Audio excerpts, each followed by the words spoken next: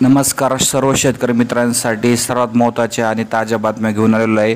तर पहिली बातमी आहे धान उत्पादक शेतकऱ्यांसाठी। तर बोनस जाहीर केलेला होता, मात्र बोनस अजूनही शेतकऱ्यांच्या बँक खात्यावर जमा झालेला नाही। शेतकऱ्यांकडून मागणी आहे की लवकरात लवकर धान उत्पादक शेतकऱ्यांना बोनस मिळावा। त्याचप्रमाणे दुसरी महत्त्वाची बातमी, राज्यात जर बघितलं तर जे उष्णता वाढलेली आहे आणि राज्याच्या बहुतांश भागामध्ये जे आहे मोठा उन्हाचा तडाखा पुढील काही काळामध्ये बसण्याची शक्यता आहे।